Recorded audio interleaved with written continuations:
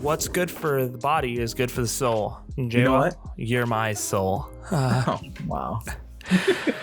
What's new with Hey, you, dude, friend? I like your beanie, dude. You like it? Yeah, is a new one? Cotton on. No, let me tell you. The last time I went to Dallas, Texas, the old stomping grounds, Yeah. we went to the mall, and Okay. I went to Cotton On. You know Cotton On, I know Cotton On, yeah. formerly of Australia. Formerly? I think, you know, Did they leave Australia? Like, well, they left the Commonwealth? widened their breadth. Yeah. But I went to Cotton On and I got a couple of tees, and they were like, pick a beanie out for free. What? And I was like, that mustard yellow one's kind of cool. That's pretty nice. Yeah. You might recognize this shirt as well. Yeah. Star Wars. That's from when you came to visit me a Yes. few weeks back. Yes, indeed. That was a fun time. That was We a fun planned to time. we planned to get an episode in. We were supposed to do this movie, Yes. but yeah. Yeah, we just You know, didn't end up vacation. doing it. What's new with Vacay, you? you know? You're one thing I've noticed, and I'm sure the listeners with their eyes have noticed as well. You've got a few posters behind you there. What looks like Logan, Kong, Skull Island. What is that? 10,000 BC up towards the left there. No. No, these are two Last Jedi posters here. Oh, very cool. Okay. Because it's probably in my top three. Who was that? but I Charlie know Hunnam up there? That's a bit of a controversial topic. Yeah, this is Guy Ritchie's King Arthur, Legend of the Sword. Yeah, Knights of the yeah. Which I don't know that it's a great movie or even a good movie, but it is a fun movie. So Yeah, Guy Ritchie, did he do that? That wasn't him that did that Robin Hood with Taron Egerton or Egger was it? I don't know. and Did he Jamie do that? Foxx. I know you love that movie. Yeah, it's one of my top 10. We'll see that make a debut in next season for sure. Films that changed me. No, I just wanted to get a new, halfway through this, or really it's mid-season now. I guess we're between seasons, so I just wanted a new look. But that's not true at all. I just have family at home, so I don't want to commandeer the living room as I normally do. I see. So I just put some random posters I had. I never actually put up anymore. So. You're trying to impress your family, and the first thing that popped in your mind was, I'm going to take all my movie posters up and put them on my office wall.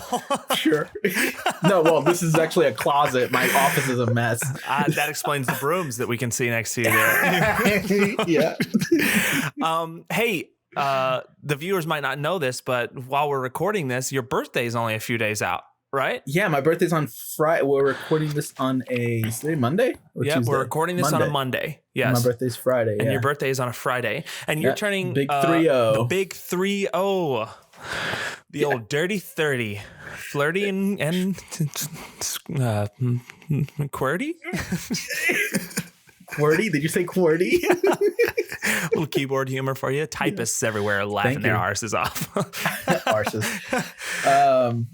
Yeah, it's pretty nice. It's okay. No different than, I'm sure it won't be any different than Thursday will be. Yeah. I actually turned 25 this year as well. Yeah. What do you mean as well? Hey, have you watched anything since we spoke last? Anything interesting? I know you were saying you watched The Gift the other day. We normally wait till the end of the episode to talk about this, but yeah, I watched Gift yesterday. Yeah, some of my family members are here, or my wife's family members, really. So my family members, and they asked for a movie, and I was like, just going through stuff, and I was like, oh, The Gift. I haven't watched that in a while. Let's just watch that. Yeah, the crowd pleaser as always. Well, they were like, oh, this guy's creepy throughout the entire movie, which yeah, he is. But then I was just like, you guys don't even know what you're in for. It just got so dark. I'm trying to remember. Jason Bateman and his wife are visited by Joel Egerton, right? That's right. Okay. Yeah. He plays that role really good. That kind of it's Joel Edgerton's director debut. So. Oh, really? Yeah. That's funny. Yeah. That's funny because He does good. It's funny that you say that, you mentioned that, because your movie recommendation to me, Endearing Love, it does kind of have a similar vibe to The Gift, because Joel Edgerton's character there's a little bit of a stalker is the same as Jed's character in Enduring Love. Yeah. And one thing that I kind of did some research on it afterward, and one of the biggest takeaways that reviewers had about Enduring Love, which is older Yeah, it's 2005, I think. And it came 2004. It came out the same year as Layer Cake did. Have you seen Layer Cake? I started it. I never finished it because I was very like, whoa. Yeah. The beginning is very... Right. Yeah, it has kind of a... They're both kind of like Euro films, right? Like you can feel that like it's got a very like British feel to it. Yeah, I can't ever pin down that, but like Broadchurch the series has that same feel to it. Yeah, and like all the Doctor Who stuff that's not like sci-fi. I'm talking about like just countryside Euro feel. It feels lower budget, but like the content, the themes are like really strong, you know? Yeah. But one thing that everybody was saying about it was Jed, the stalker's character, had that approach of like very approachable puppy dog eyes, innocent looking almost. Dude, I would say the same thing about Joel Edgerton in The Gift. He approaches the audience as kind of like this innocent party. Yeah. And Jason Bateman's wife in the movie is like questioning everything, you know? Yeah, I would say that if Joel Edgerton showed up and tried sweet talking me, I'd be a little bit thrown off until I noticed the earring, and I'd be like, "Oh, this guy's fine." Yeah, I see what you're saying. Yeah, absolutely. This guy's let's great. welcome him. Let's have him sit down for a donut or something. Like, obviously, yeah. But yeah, we just picked these up from Krispy Kreme. Yeah, it's funny. You should stop by. Got a piping hot, fresh box of Dunkin' Donuts. Yeah. Anyway, Enduring Love. That's a trip, dude. That's a trip. Yeah, I wanted to hear from you how it was because I had watched it a long time ago, not when it came out, but I remember when I think it was when I first heard about Daniel Craig getting the 007 role. Yeah. And I was like, oh, who is this guy? I didn't really know who he was. And then I started looking him up and you watched started Layer Cake and yeah. And I watched Enduring Love, and I don't remember it really at all, other than I thought it was good when I watched it, but I couldn't remember it at all. So I wanted It's solid. You asked me what should I watch? And I was like, hey, check this one out. Why did that come to your mind? Because I literally that day I was like, oh, I should watch this again. Oh, really? I can't remember how it came across my mind or anything, but I was like, I need to watch this again. I just don't know where or when. And then you asked me later that day. There was a phase in college for me where I was very much so into like the psychological thrillers like that, like those mind bending movies. Like that's where my wife is right now. Circle. You've seen Circle? Which Circle? Not The Circle with Tom Hanks and Emma Watson, but Circle, where the 27 very indie movie. Yeah. So that I watched Moon, Sunlight. I'd kind of give that a little bit. There's one. It's similar to Circle. There's one called 13 Sins. Yep, seen 13 Sins. That one's pretty good. It's very indie as well. Yeah, I love. And then there was that one movie, and I can never remember the name of the movie, but I know that the score is like super captivating. It's the one where like the guy Milo Ventimiglia or whatever's in it, you know, and he is a psychopath, and I can't remember the name. These people are by locked the end of the in, episode. I'll remember it. But. Yeah, it's so good, but it's funny. It's okay. Go ahead. That and like this Enduring Love, they're all kind of like the same in my mind because they're all like that indie psychological thriller. Like currently, I'm in this phase of like I'm especially after watching this movie that we're about to talk about.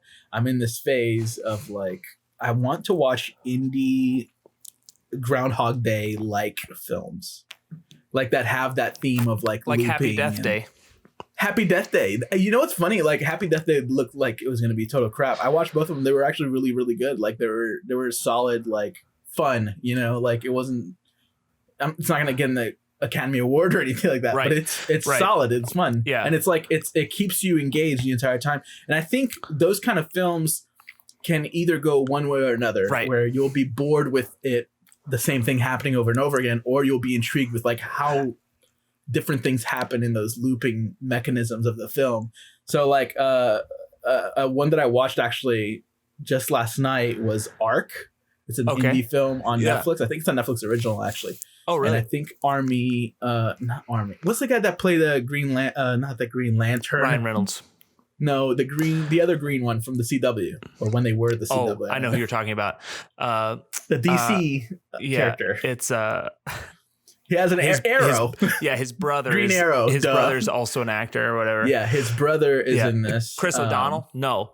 But looks like him. I know who you're talking about. Robbie Amell is the guy in Ark. Amell. Got it. Amell, sure. Whatever. And then his brother that plays Green Arrow Chris Amell. Is it Chris Amell? I think. Is it Chris? I don't think it's Chris. I think it's something else. But maybe it's Robbie. I don't know. Maybe. But you know, it's funny. There's a movie on... I don't think it's a Netflix original, but I watched it on Netflix a couple months ago with both of them. It's called Code 8, and it's also an indie movie. And I think they produced it or something. Yeah. But it was actually really good. It's got a similar premise to the other Netflix original movie called what? Stephen Amell. Yeah. Amell. Sure. Anyway, the Code 8 movie that they produced and that they star in, it has got a similar theme and plot to a new Netflix movie that just came out last month, I think, called Project Power. Yeah. With Jamie Foxx and Joseph Gordon-Levitt.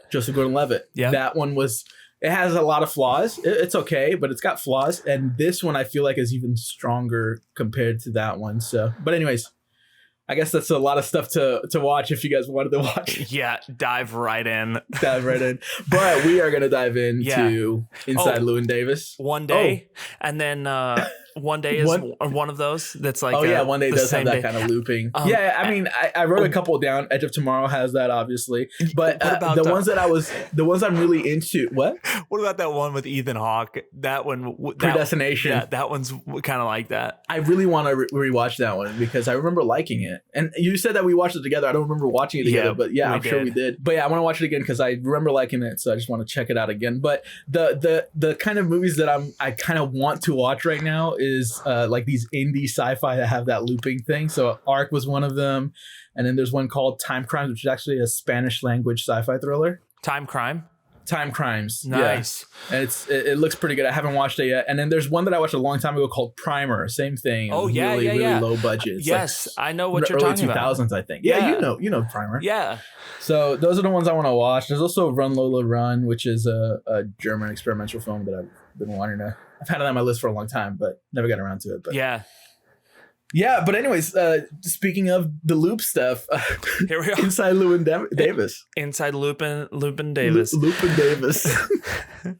Inside Llewyn Davis. I just want to kick it off with like, what are your initial thoughts when obviously this isn't your first time seeing Llewyn Davis, but when you watch this, like, what do you leave your viewing? Did you and Manu watch it together?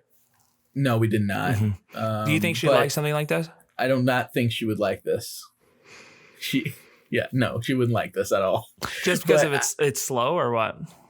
Probably because of the depressing nature of it, maybe. The slowness might be a factor as well. I actually noticed that it was a little slower this time around. The first time I watched it, I really enjoyed it. But it wasn't my favorite by any means. I think I've garnered more appreciation for it this time around. Yeah. But it did feel a little slower, and not in a bad way, but it did feel a little slower. That I was surprised when I looked up that the runtime's only like it's an hour and a half, maybe. I think if that. I think an hour 20. I think that it's slow to us, and it's that short. The movie accomplished its goal.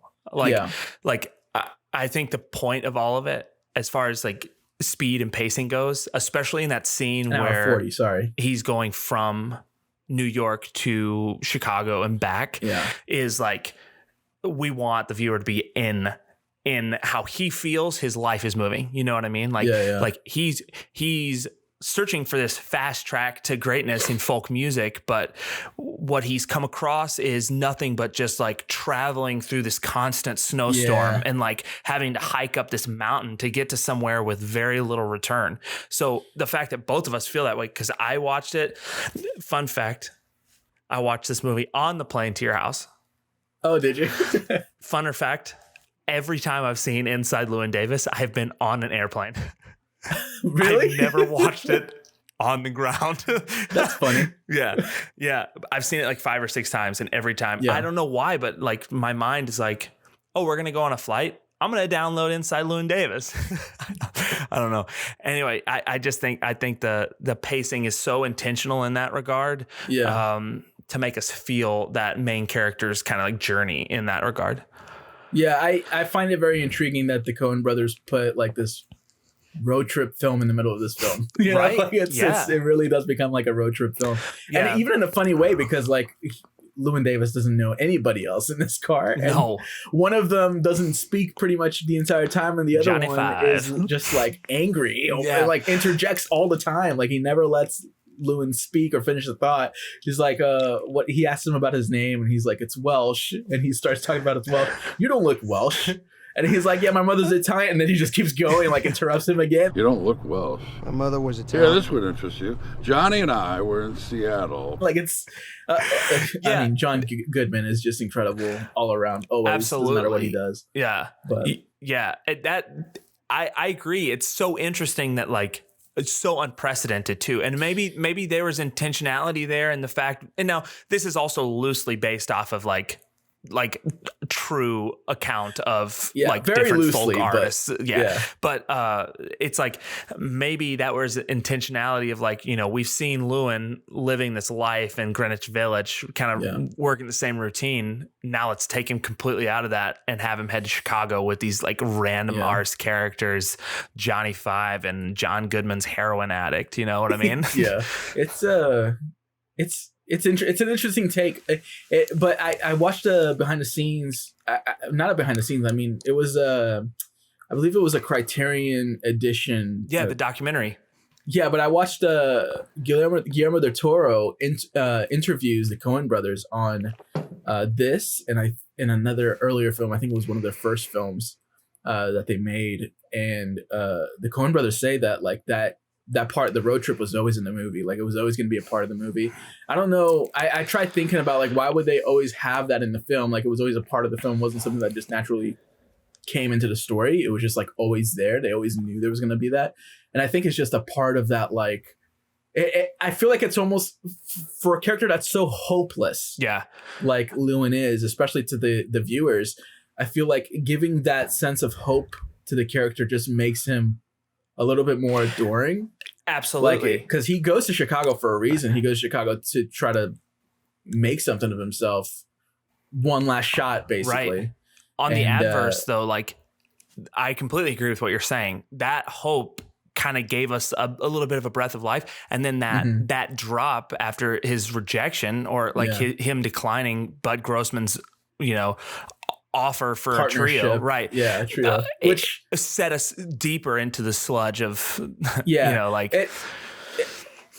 it's the Coen brothers do everything so well in this film. I feel like one of the things I love is that we start off with Oscar Isaac as Llewyn Davis right away in the song. Hang me, oh, hang me.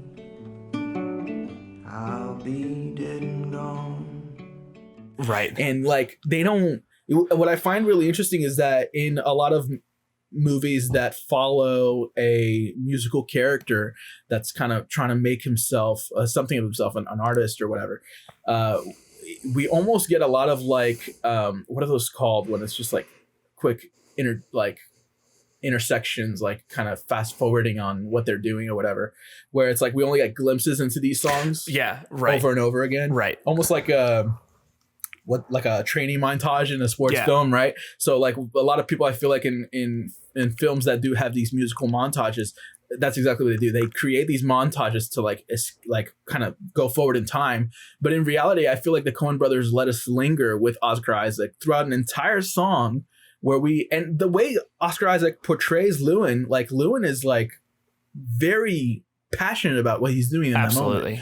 And because of that, we kind of connect with the audience right away. Right. It's the very first scene right away. We're connected to Llewyn. We want to see this guy succeed. We don't even know what the story is yet, but we know we want to see him succeed. Yeah. And I think that's something that, especially for a character that is so down and depressed and such a... The movie is a downer. I mean, there is nothing happy about this movie, really. No. So I think for a movie of that caliber, you have to create that connection with the audience. Absolutely. So quickly. And they really do that. They encompass it very quickly. Another movie like that I think is like the pinnacle of that concept is Manchester by the Sea. I think yeah. It's the same. Wow. It's the same sort of concept of like it's very intentional that we're supposed to be in the trenches with Casey Affleck, you know, like we're supposed to be feeling what he feels, but there's small moments of like humanity, and upbeat humanity that keep us hooked onto him, you know, because like you're saying, if we were presented with nothing but depression and sadness the whole time, why would anybody stay on that train? You know what I mean? But and I think like I'm saying about the road trip, like I feel like that was a little bit intentional in that regard, was like, you know, we had seen the same sort of routine now, you know, he had been over to the, whatever that couple's name was. The Gorfines? Yeah, he'd been over to the Gorfines twice now, and he had been over to Jim and Jean's house a couple of times already. So it's like, okay, he's in this monotonous kind of like couch hopping, you know. Al Cody was a nice kind of like break in that with. Love it. Yeah, that's awesome. But like those things they're devices. They're intentional and very crafty. Yeah, I think it's nice that you mentioned about it. See, I wasn't even thinking about that because I think what both of these films do so well is that there is those, you know, these characters are, like Gene calls Llewyn an asshole over and over and over throughout the film. And it's like there's a reason why he is. I mean, he certainly has like this tragedy that happened to him or to somebody close to him that has deeply affected him. And the same thing in Manchester by the Sea. But I think the Coen Brothers and who I can't remember the director's name for Manchester by the Sea, but both sets of directors, they really sets. I don't think it was a set in Manchester by the Sea, but both directors kind of almost like give us the reason why he's like these characters are like this in the perfect time, because I think if he's just always an a-hole and we only see him, you know, being emotionally attached with musical performances or whatever, then we're not going to cling to that enough. It's not enough to cling to that character. So when we realize what the tragedy in his past is, it's like, wow, okay, there's a reason why he's like this. He's not just an a-hole. That's it. Yeah, exactly. But he certainly stays an a-hole. Like he wants to stay an a-hole. But even still, like another one of those glimpses of humanity is when he goes to see his dad in that facility. Yeah, that's true. That was pure personal emotion for him, you know, like connection. And that was another thing that like I get chills even thinking about that. Honestly, when you started talking about the start of the film where it opens up in pure silence and room noise to him singing, like that was an emotional beginning. Like that that has people who even have an ounce of like respect or care for music, even just hooked, you know, like that was pure art. And then same thing with, and like you were saying about not just a glimpse of the song, like that first scene, the full song, and that scene with his dad, the full song, you know, like those things. And I think that's a big magnifying glass on the character's passion for his craft. You know, like I think it's a nice change of pace to see a director linger on a song and really give that whole song. Yeah. I think the only time we see only a partial moment of a song is right in the very beginning. He sings the first song, and then the second song, which is actually his last song, we only see him start it. We don't finish it, but it's fine because it is a loop, and at the end we do see that song at the end. So but that was tactful too. Like very well done. Very, very tactful. It's like a painter with a brush, just like perfect. Like but I do think the Coens do so well to like always anchor us back to like Llewyn, because he is an asshole and he's constantly being terrible, really, right? And yes, there's a reason for it, but you can't just like linger on that and that's it, right? But like an audience member will eventually not like this person. But there is that moment in the road trip where the roles kind of reversed, and John Goodman is the one that's being an asshole to him. You know? So it does super give us, necessary too. It gives us another chance to connect with him emotionally as well. So and even Yeah. No, go ahead. So that's so interesting too, like the dynamics of that, because then that puts him in a position of like, you know,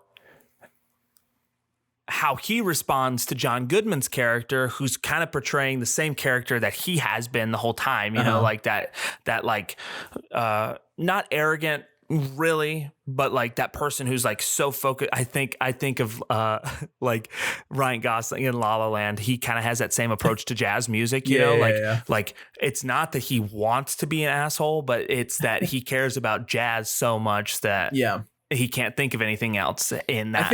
I think the problem with Llewyn Davis, not as this character, I think the character is so well written by the Coen brothers, but I think the problem with Llewyn himself is that he is so enamored with this concept of being his authentic self as an artist. Yeah. And it's so funny to me because like he almost like rejects everything else because he's trying to be his authentic self. It's so funny even because at the end of the film, the one artist that is probably being the most authentic as a folk artist is this old lady playing an auto harp, right? And he's like basically calling her off, whether it is something that just triggered him because the bar owner says that he slept with Jean, whether it is him just being triggered by that or not, it doesn't matter because he is the one authentic artist throughout the entire film, really. Right. And he's bashing her, right? And like he even says like I hate folk music as he walks away, and I think at the end it's so emotionally charged because like I think he really means that he hates folk music right there because of it's giving him nothing. What it's done to him, right? It's giving him nothing. Yeah, it's taken away from him even. Right. So it's such it really is an emotionally charged moment in the film. Yeah. I think Oscar Isaac, oh my gosh, does so brilliantly well here. I don't think I knew who Oscar Isaac was when I first watched this. This was his breakout. Oh, was it? Yeah, this was his first thing. No, I think he did Drive. Didn't he do Drive before this? No. That was Ryan Gosling. No, yeah, but he plays Carey Mulligan's husband that goes to prison. Oscar, this was his. I'm 90% sure that this was his breakout. I'm sure it was his breakout as far as like, oh, who is this guy? Like, right? I think that this was his first thing.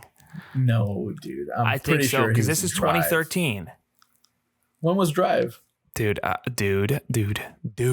Drive was 2011. So yeah, he was in Drive first. Okay. I think that was the first time I watched him, but I don't think I. Well, I mean, who was he in Drive really? No, he was exactly. Nothing. He was a very minor character. But yeah, he wasn't that minor, but he was minor in a sense. This was his thing, you know. This was definitely his like breakout where people started paying attention to him. Yeah, and it's funny because like just a year later, maybe 2 or 3 years later, I guess he goes on to be cast as Poe in Star Wars, and it's like a major moment. Exactly, in his career. And it's kind of cool that like Adam Driver's in this, right? Yeah, exactly. What a weird like coincidence. Yeah. Hey, kudos to the Coen brothers for being possibly the most flexible and dynamic directors out there because this is, I won't say completely unlike, but severely unlike other stuff that they make. And when you watch things like A Serious Man, No Country for Old Men, True Grit, Burn After Reading,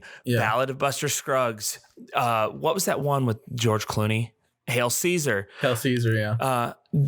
Everything is so diverse, so dynamic. And 100%. With exception of Hail Caesar, everything is so good. It's like I think there's good trinkets in Hail Caesar, but I'm trying to think of one right now, but it's so hard. Thanks, but no thanks. For sure, though, this is their most somber like film. I feel like that I've seen at least. Yeah, there's definitely moments of somberness and like depression in their films. I can think of plenty. I mean, Fargo has a lot of moments like that. Oh, Fargo. Right. But like this is probably like the entire film, the entire time. It's just such a heaviness to it. Right. But I mean, it also has those moments of humor, you know? Yeah, exactly. Right. Got a river to ride with a healthy libido. You lose her vote if you make her a widow. Exactly. And that Shout. Yeah, that oh shoot, who Roland Turner, John Goodman's character, those are like the classic Coen brothers when we think about them, you know. Definitely. Those are little pieces that make me, echo back to them. Or like the Gorfines. The Gorfines are dorks, like definitely, 100%. Those are those are characters that they definitely they gravitate to and that they write really, really well. Right. I think my favorite Coen brothers ness of this film is the scene that they're in there and they're recording Please Mr. Kennedy. Yeah. And every time you see the shot of Justin Timberlake just over his shoulders, the bass player is just like having the best time of his life playing. You know? Yeah. Like, Oh, please, Mr. Kennedy. I don't want to go. it's such a Coen Brothers, like, I just feel like that's just so them. Yeah. It's like he's just like in it so good. It's so funny. The Coens lived in one of the apartments at one point. What? Yeah, like the Coen brothers at one point were tenants at one of the apartments that they filmed in. Like either Jim and Jean's or Al Cody's. One of those two, the Coen brothers had like rented previously to filming in it. That's so funny. Yeah, isn't that's like a little piece of like life, like Coen life. Yeah. I love that. Yeah. Go ahead. I just think it's so real. I think it's so approachable. Yeah. I think it's deep. I don't want to say dark, but it's like deep and heavy. And sure, that so often people say to me like, why do you endure things like that? Or like Manchester by the Sea was a big one that I think triggered a lot of people to think like, why would you ever watch something like that? Because there's no hope in it. There's no life in it. But like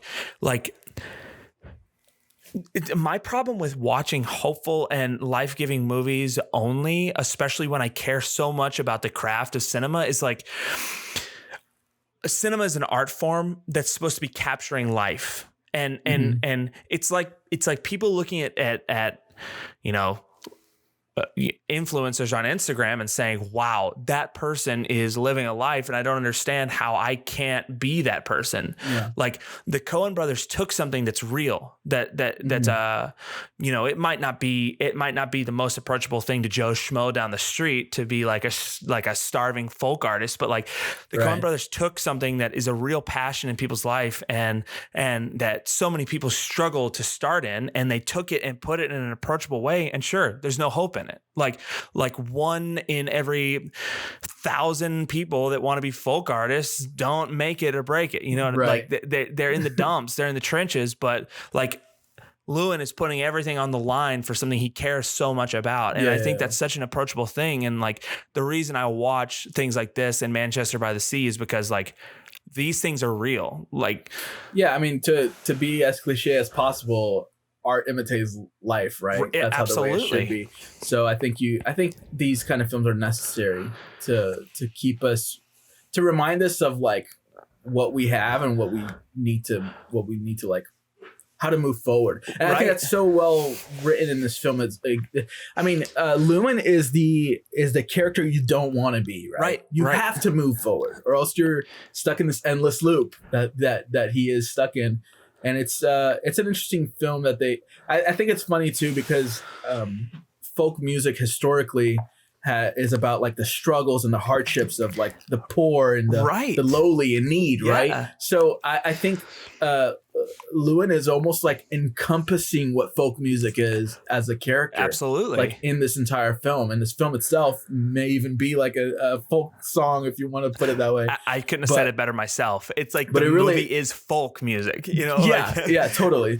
So it's even funny because I feel like they even put, because the Coen brothers are so well at like manipulating the humor, and I don't think that some of it may even go totally under your radar for some people, because like I feel like folk music, the revival of the folk music revival in the 60s was basically people appropriating these songs of hardships and struggles in like people that had money and power, and they were like putting these, they were being emotionally linked to these songs with something that they never really like physically went through themselves, you know? Right. Which I think there's something very beautiful about that in music. Music can do that to somebody. It can give you the ability of going through something like, you know, in your mind, or through even a spiritual way, if you want to go that way about it, but that you maybe will never have, you know. I think it gives empathy, I think is a good way to say it. So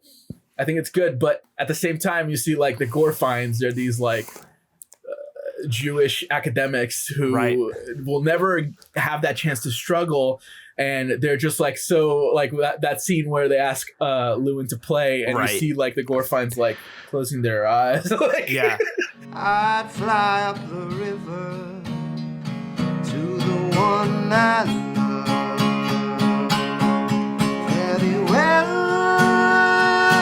It's just like, I feel like the Coen brothers are so well at manipulating those moments of like humor that's like really just sliding in below the radar that you're not really going to notice unless you kind of like really stop and think about it and like simmer on it. Yeah, I find that the Gorfines chemistry in general is so interesting to me because like they had a relationship to both Llewyn and Mike. Yeah. Mike. Yeah. Which funny, Marcus Mumford is Mike Timlin's voice in the movie. Yeah. Did you know that? Yeah. No, I didn't know that. So like, that's kind of cool. That is cool. Yeah. Which the Mumford and Sons and Oscar Isaac should definitely do like a collaboration album in the future because they function so well together. I think they brought Oscar Isaac out on tour for a little bit on a couple dates or something like that. He's so good. He's so good. I mean, that's incredible that they were able to find somebody. I mean, Oscar Isaac was pretty much unknown at the time, that they were able to find somebody with the acting chops, but also like the musicianship. A powerhouse in both columns. He is an actor. He is an actor powerhouse, and he is a musician powerhouse. Like he is insane. He even has like dancing chops if you look at Ex Machina. Oh yeah, that's true. Everybody's busy. Can't wait for the night. That's true. I've actually got the script here. Should I read out the dance scene? Yeah. Oh, but what I was going to say was the Gorfines chemistry with Llewyn is so interesting because they never say who the Gorfines are to Llewyn, and the Gorfines obviously know who Mike is because they knew Mike and Llewyn as a duo, and they had his album, you know. Mm-hmm. So I find that so unique because I almost feel like Lillian. Not Jillian. Lillian, right? I almost feel like Lillian Gorfine had some sort of emotional connection to Mike as Llewyn's partner. So in that moment, she does get very emotional in that moment with Oscar. Yeah. In that moment, it almost feels like she had some sort of relationship to him. And the Gorfine, it's easy for us to think that the Gorfines were maybe even blood related to Mike. You know? I was gonna say, like, they never really mention it in the film if they were his parents or not, because Llewyn picks up their album together and it says Mike Timlin, right? But then again, everybody except Llewyn in the entire film has stage names. So Mike Timlin might have been a stage name, right? I don't know. Right. And the Gorfines could have been his parents. Yeah. It's so interesting. That's such an interesting dynamic to me. But it just good. Brings so much humanity, so much life to it, and I agree. And the way she reacts and the way he reacts is just like it just puts so much perspective on it. I just remember the scene right after that. Well, I guess it's still part of the scene where Lillian comes back with the cat and she's like, "Where's its scrotum? Where's its scrotum, Llewyn? Where's its scrotum? Where's its scrotum, Llewyn?" Yeah. The cat. Let's talk about the cat, because to borrow a line from Gene, explain the cat. Explain the cat. Yeah, sorry. Right. Explain the cat, because I mean, for sure, there's a metaphor there with Llewyn. The cat's the only color in the movie, and the cat is like a bright orange. It's not like orange that's coated in the vignette, right? Like monochromatic inside the Llewyn Davis atmosphere, like it's bright. So there's definitely something there. I don't know what it is, but I was thinking about that earlier today, and I wonder, because I'm sure it could be plenty of things. I mean, you just mentioned that he's orange. Like Mike Timlin in the pictures had like this like orange-ish blonde hair, or something like that. So it could represent Mike if you wanted to look at it. You started asking what the cat was about, and I've got the Wikipedia page pulled up for Inside Llewyn Davis, and I've had it up the whole time we talking because it's got like the cast and who they are, and and I just saw Mike Timlin's name before he started saying that, and I was like, oh shoot, maybe it is Mike. Like that makes so much sense. It could totally be Mike. Yeah. Because Mike is kind of like the reason why. Right. I think personally for me though, I think it has to represent Llewyn for me personally, just because I feel like his fleeting joy. I mean, his life kind of like running away. Yeah, almost like he's so throughout the film we see him talking about like being this authentic artist, right? And I think the cat represents maybe his authentic self, right? And that he's like lost, struggling, he loses the cat over and over again. Yeah. He can't keep the cat, and I think it's like that. He's always trying to find that authentic self, and I don't think he ever actually gains it, or even like leaves the cat behind. He's in at the car Gorfine's house, moment. And it's somebody completely different. Yeah, exactly. That's the other thing. Like he brings the cat. He finds the cat in the cafe with Jean, and then he brings the cat back to the Gorfines, and it's not the authentic cat. It's almost like that scene is so full of turmoil. I keep hitting it. I keep hitting the microphone. I'm so sorry. I don't know what the problem is, but I keep hitting it. What did it ever do to you? Bro? I know. Yeah, it's that scene is full of so much turmoil and almost kind of like a turning. I did it again. Almost kind of like a turning point in the film, and that's the point where the cat is. Where the cat is. Yeah, that's super interesting. You say that. That could be. It could be. Yeah, I think it. For me, it has to be. And then the name of the cat is Ulysses. Yeah, which is the name from Homer's Odyssey, where he, which is basically a story about a man who's lost and can't find his way back home or whatever. Right. So I think there's so many things pointing to it, but it could certainly be whatever you want it to be. Isn't Homer's Odyssey about purgatory? Is it? I might be wrong. I mean, I guess you could also, I'm sure you could put something like that to it as well, since he kind of goes across like multiple islands before he finally finds his way home. So right, it could certainly be about that too. But yeah, I mean, there's something to say about even the multiple chances that Llewyn has to like change, to make different decisions, right, and become somebody else and like move past this tragedy in his past. Yeah.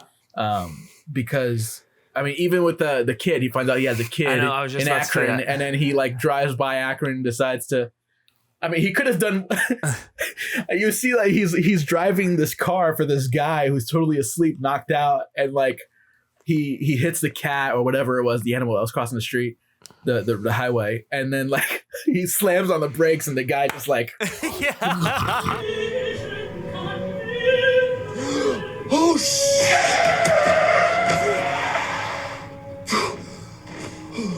Like it's still asleep. Like he could have gone to Akron. He could have like spent hours there and left if he wanted to, and the guy never would have woken up. So, right. I mean, he had so many chances to do something different, to move past that thing that's holding him back, and he just decides not to. Which, and I mean, it's so evident with the looping thing. At first, I wasn't sure if it was like a perfect loop, or if it was like just two different guys, two different incidents at the bar that starts in the beginning and then ends the film. But it's a perfect loop, because I think that scene at the end when he gets back from Chicago and he goes to stay at the Gorfines, as he's walking in, Mr. Gorfine says, how long are you thinking of staying? And Llewyn says 1 or 2 days. So when he wakes up in the beginning of the film, I think that's the second day. You know what I mean? And because like in the beginning of the film, he leaves the Gorfines' apartment and the cat jumps out. But at the end of the film, he leaves the Gorfines' apartment and he's able to keep the cat in. But I think those are 2 separate days. I don't think it's anything to do with like him changing, right? Like he was able to change, and now there's something different. He was able to keep the cat inside. I think it's actually 2 separate days, and it's a perfect loop. And that he's always going to stay in that same mundane, living in that tragedy, like simmering in his depression until he decides to change. I don't think so. You don't think so? I thought that was very clear. I thought that was saying like between his, I'm not saying he's out of folk music either, but I'm saying between his experience in Chicago and his experience with that guy in the alleyway, that was his like wake up call. He needs to change. You know, it could be. I think there's leeway there, especially with his au revoir. I'm not good at the French. Right. Au revoir. So yeah, it could be him even saying goodbye to his old self. You went to France. I did, but all I know how to say is pain au chocolat. Yes, you do know how to say that. That's true. That's true. If anybody wants to send us any fan food, it's pain au chocolat for Jwow here. That's his pastry of choice for sure. No, I thought that was the smallest ounce of hope at the end was him keeping the cat in. It could be holding on to his true self. I struggle to agree with that just because even I think there's multiple hints at the end, even with like when he's done with his set, he says, "That's all I've got." You know, like Llewyn says, "That's all I've got." And it's like, it almost feels like that's it. He's either giving up or like, this is it. That's all he's got. So that's all he's got to offer. So that's all he's going to keep giving. Yeah. And then as he's walking out of the bar to meet, what's his name? Mr. I can't remember his name because it's what's her name's husband, right? Davis. That he was booing. That he was asking to show us your panties. Come on, show us your panties. Show us your panties, Betty. Oh yeah, but they didn't say her name, did they? I can't remember her name. No, I don't think they said her name. I think the bar owner says her name at one point. But anyways, as he's walking out of the bar, show us your panties. As he's walking out of the bar, you see Bob Dylan sitting down to do the next set, and then he starts singing a song that's so similar to the song that Llewyn has been playing the entire movie, but it's not the same song, and it's very different. And I think it's almost like an evolution of this traditional folk song that Llewyn is playing, and it's like Bob Dylan. We know he becomes successful, right? So I think like Bob Dylan it's basically the Coen Brothers showing us that like Bob Dylan has what it takes to change and evolve to move past whatever. Whereas Llewyn is stuck there. He's stuck in that thing and he's not going to evolve. He fears change almost. And whether it is that he's trying to, he fears doing something different or maybe changing authentic folk music, or he doesn't want to change himself and move past what Mike gave him, right? Because I think there's also that fact he's fallen out of love with music. I feel like, because it feels like he's only wanting to do music either by himself or with Mike, because he was happiest with Mike, obviously, right? With what he was doing with Mike, and so I don't think he wants to move past that, and I think he's stuck where he is. And I just feel like if the movie goes on for 2 hours instead of the hour 40 minutes it is, I think we would see him just keep going, like doing the same thing. I don't necessarily think that. I agree with what you're saying. That at the end with Bob Dylan is kind of like, it's kind of like showing that transitional evolution of folk music and not necessarily who it takes, but like the mindset that it takes to move forward and like that ability to be flex and to change. And I don't think that the cat at the end, for instance, is necessarily saying that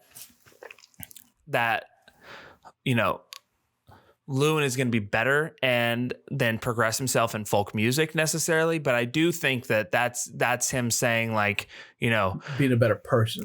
Yeah. And like, I know now that like he's going to progress in his life, and that might not necessarily be folk music, because definitely towards the end we see, especially with how his last song ends, that like, you know, folk is almost, it's done for him. Like, I don't think he's going to keep playing music, but who knows, you know? I mean, it's what you said. Folk music, I feel like, is one of those genres that's so hard to break into as far as like with success. Right. Because it really is, it's kind of a niche in a way. So, yeah. But no, as far as like the Coen Brothers, knock it out of the park with this one. I think it's a very different style than they normally do. I mean, even if you look at the cinematography, apparently they wanted Roger Ebert. Why did I say Roger Ebert? Roger Ebert, yes. Roger Ebert. One of the best cinematographers of our time.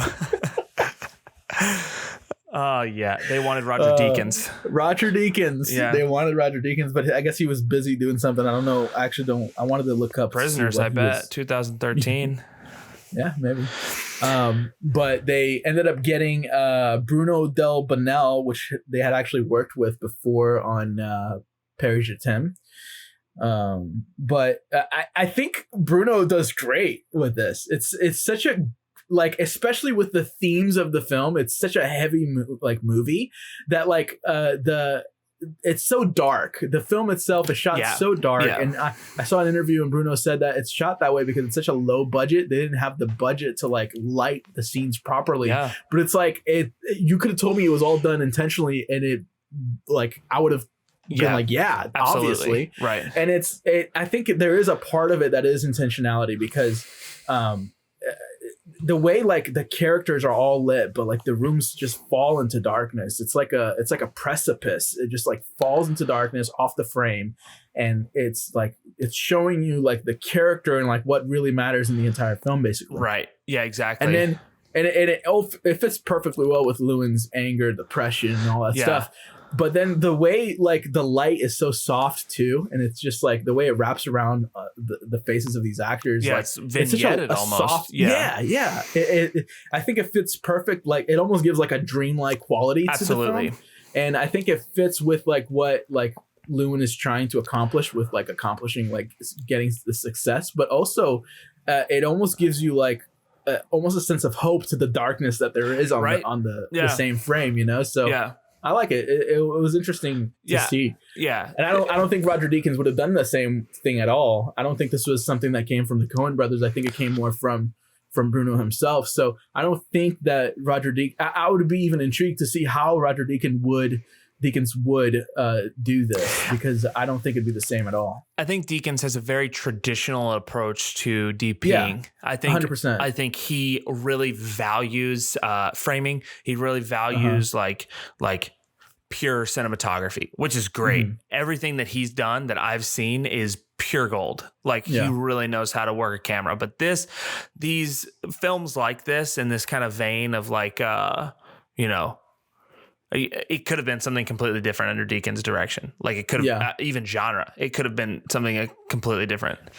I'm remembering now. Even the Coen Brothers said that when they hired Bruno came to them with the cover of the Freewheelin' Bob Dylan cover album. Yeah, and the cover album is just Bob Dylan walking down a street in New York in this like brownish jacket. Yeah, and all the colors in New York are like just muted. It's winter, and it really fits the mold of what the movie is itself. And they're like, this is what we want.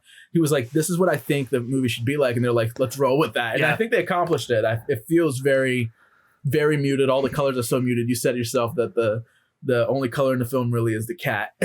Right. It's so true. Everything's so desaturated. Yeah. And it fits with what the themes are being explored. So yeah, everything about it. Like, I feel like folk music kind of has that vibe too. Like it's very true. Like, not necessarily lacking color, but it's almost like wants to be. Out. Yeah. Yeah. Yeah. It's funny because folk music also almost wants to be that. I feel like we mentioned that like Llewyn is the representation of folk music himself. And it really is, because in the film as well, because folk music, I feel like is almost like, I feel like at least the people I know that really enjoy folk music, and I see them, I feel like a lot of times saying how like the rest of the music in the world is such garbage. Right. Like it's trash. Right. It's not real. It's not authentic. Yeah. Which is like so much of what like Llewyn represents. So, and what the film represents. So I think it's really what the film almost like mocks, I feel like, in a way. How do you feel this falls in the Coen Brothers filmography? Man, it's hard because I think this is maybe the least Coen Brothers film. Right. And the stature that the Coen Brothers, like when you hear that a Coen Brothers is making a movie, you don't really think of this at all. So it's hard when you look at if you look at it from that perspective. But I think like as a film, out of all of the films the Coen Brothers have made, I think this has to be in my top 5, maybe 3. Yeah, I agree with that. It's so funny you say that because like No Country for Old Men and True Grit are also like not Coen Brothers in my mind. Yeah, that's true. But those are like two but No of Country the has most like acclaimed Coen Brothers movies out there. Yeah.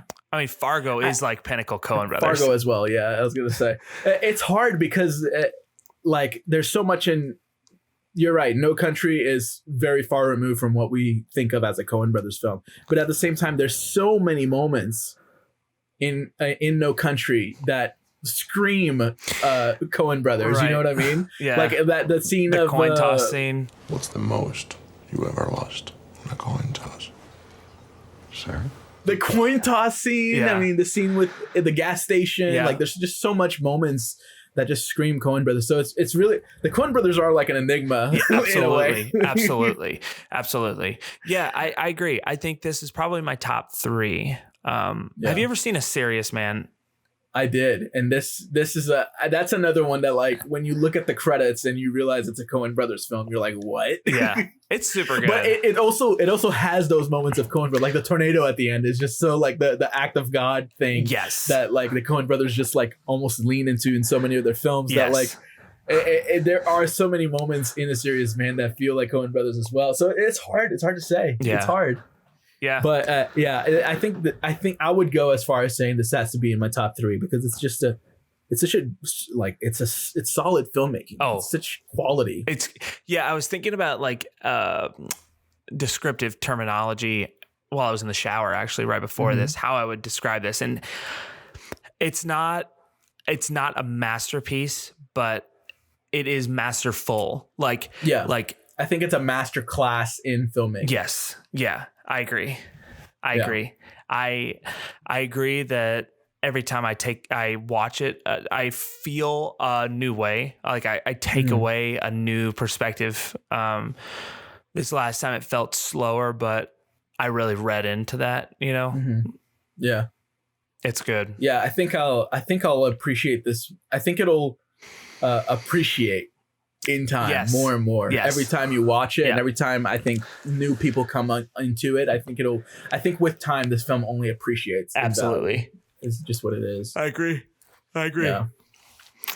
But I mean, with that, I think I'm gonna go watch a Coen Brothers film now. Which one? Ballad of Buster Scruggs, dude? No, I watched that one recently. That one's good. I'm not sure. I may go into their back catalog maybe. Like what? What's the Raising Arizona? Maybe I haven't watched that one in a long time. What's that one with George Clooney? Oh, Brother, Where Art Thou? Yeah, that's a good one. I feel like that's like a sequel to this or a prequel, I guess. Yeah, it kind of feels like it, doesn't it? Yeah, it has that feel to it. That's a good one. I like. I'm kind of craving True Grit. I haven't seen True Grit in a long time. I haven't seen True Grit since theaters, I think. So I don't even. Who was the younger girl in that? Haley Steinfeld. Yep. Is that her name? Yeah, I can't remember her name. She's gonna be Hawkeye's daughter in the new Hawkeye series. Not to mention all of her acclaimed pop songs. Yeah, I think there's one I actually like, but I don't remember the name. Yeah, she's a good pop artist. Sorry, I know you like folk music, so yeah. Yeah. Hey, speaking of that, like since we spoke last, there's been a lot of like Disney and Marvel, like reveals. They've announced basically all of Phase 4, I think. Yeah, so, and like confirmed the Spider-Man thing. Which Spider-Man thing? That Sam Raimi Spider-Man, Tom Holland, and Andrew Garfield are all in the same. Yeah, that's a pretty cool. I'm pretty excited for that. Not to mention also the villains from those 3 are also crossing universes. Oh, that's so cool. like Doc Ock from Spider-Man 2 is going to be in the newest Spider-Man movie, and I think we have the multiverse movie the animated movie to thank for that, because I don't think if that movie didn't do as well as it did at the box office. Yeah, I think it inspired the Doctor Strange new. Yeah, and then same thing with Ant-Man and Wasp. I think are also doing like a quantum verse like separation of universes thing too. So I think the one I'm most excited for is WandaVision. That looks really interesting. Yeah. I'm intrigued by it. And the What If animated series, that looks pretty cool too. Honestly, the new animated series that are coming out in all facets, Star Wars, Marvel, and Disney, all look really good. It was like solid. The Star Wars animated series looks ridiculous. I need to catch up on what's it called? The Clone Wars series. I've been wanting to. Have you seen like the anime Clone Wars? I don't think so. There's like an anime Star Wars series, and it's like it kind of resembles the one that you're talking about, the Animatrix. That was last season. No. I'm thinking of the one where they like released BB-8 was a character in this anime Star Wars series. I don't know. It's super good. I can't remember what the name of it is, but it's super good, and I feel like it's going to kind of fall into the same vein of the new Star Wars anime series. Yeah, but I like the direction. I like the direction that all of that is going in. I didn't like the last Star Wars movie. Yeah, this one was better. But as far as Marvel, I'm really excited for Thor: Love and Thunder. Yeah, dude. Taika Waititi is just incredible. Everything Christian he touches, Bale I feel like is also perfect. incredible. Yeah, he's the villain in this. Yeah, that is all going to be really good. I completely agree, though. Taika Waititi actually just signed on for the new Star Wars live action movie too. Oh, that makes sense. Yep. He was didn't he direct the Mandalorian episode? He directed the Mandalorian episode and starred in both Mandalorian and the previous Star Wars movie as a droid. But he's going to direct a new live action. It's kind of like in the same vein as Rogue One. Like that. Oh, that's fun. That same offshoot. Yeah, me too. That's in my top 5. Star Wars movies or top 5 movies of all time? Top 5 Star Wars movies. Oh. Yeah, Rogue One is super good. It's really good. Yeah. I wish that we had the previous cut. But even the cut that we got was great. Yeah. So, really good. I'm happy. Yeah, I'm excited. Hey, next season next season is coming up. We're still working on it. But the next episode, we have 3 bonus episodes before next season. But the next episode, we're talking about La La Land. La La Land. Yes. Yeah, that's right. Yeah. And that's pretty exciting. Yeah. We attempted to watch it while you were here on vacation, but I don't remember what is it. We got tired. We watched the whole thing. Did we? Yeah, in 2 separate settings. We watched half of it one night. Settings, you mean? Yep, settings. And no, it was the same settings. Same settings. Same settings on the television. New settings. We just watched it the next morning. But right. I'm really excited about that. Super excited about that. Yeah, that'll be fun. I'm excited for that one too. Hey, so, that was nice. Thank you for talking to me about one of your favorite movies of all time. That was very kind of me. I know you really love this movie. Yes, I do. I love Inside Llewyn Davis. I love it. Same. I love it. Yeah, I love it.